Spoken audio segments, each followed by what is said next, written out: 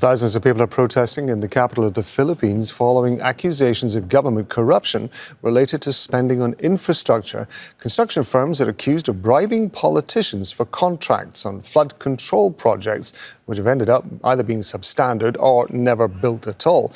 These are live pictures from the rally in Manila. Organisers are calling it the Trillion Peso March. Barnaby is joining us live now from today's anti-corruption protest in Manila. So the government says it's been investigating, but clearly the people on the streets don't seem convinced. Let me first point out that indeed there have been court cases filed. A number of people have been arrested, most of them state engineers, and they're now in jail.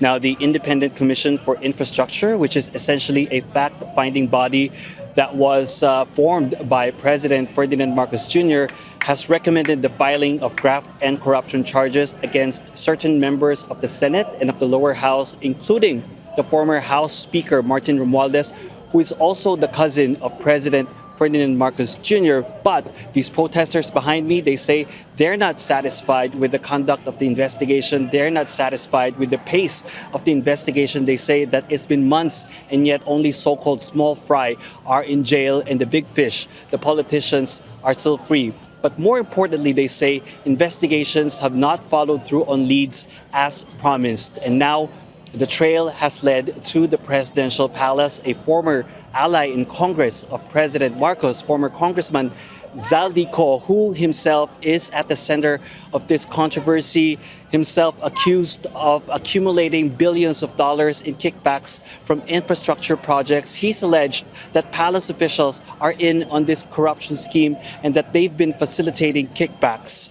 And so in the last couple of weeks, we've seen top cabinet officials step down from their posts, particularly the budget secretary and the executive secretary, who's usually or often referred to as the little president. In the case of the executive secretary, he's claimed that he was let go. Now, for whom were they facilitating kickbacks? According to Zaldy, it was or is for the president himself. And he's further claimed that President Marcos has demanded a monthly kickback of around $34 million.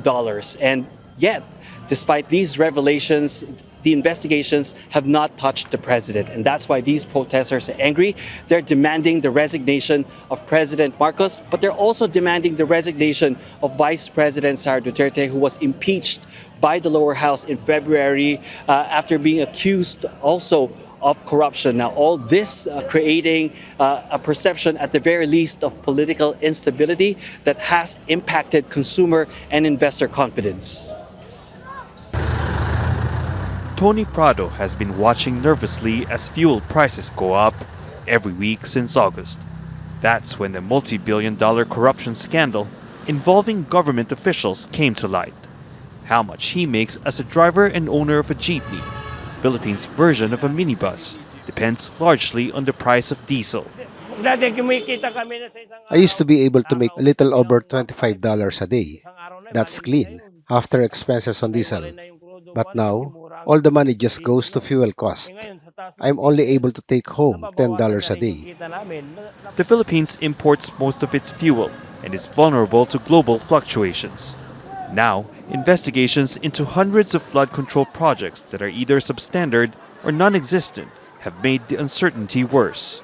Allegations of cash stored in luggage and delivered to politicians have prompted massive protests and impacted investor confidence. The depreciating currency has also been driving up prices. For the first time ever, the Philippine peso has sunk to more than 59 to a dollar. That's despite a steady stream of dollar remittances from millions of overseas workers. In addition, economic growth in the third quarter has slowed to 4%, the lowest since the COVID-19 pandemic in 2021. The stock market has hit pandemic lows, losing more than $3 billion in the first month of the scandal. The problem is that we're seeing signs that there's a decline of foreign direct investments in more recent months. I think from January to August last year, up until this year, there was a decline of more than 20%, which is also a red flag and could possibly worsen if the corruption scandal remains unresolved. But the government says the economy is resilient and that exposing corruption and stamping it out will be beneficial in the long run. Sunlight is the best medicine. So open everything up to the sunlight because the people need to know. A number of people, mostly state engineers, have been arrested, but more protest rallies are expected as investors watch how the government will address the elephant in the room, now that the president has been implicated in the scandal by a former ally. Barnaby, Al Jazeera, Manila. Don't miss out. Get a full picture. Subscribe to Al Jazeera for reliable news, expert insight. Like, share, stay ahead.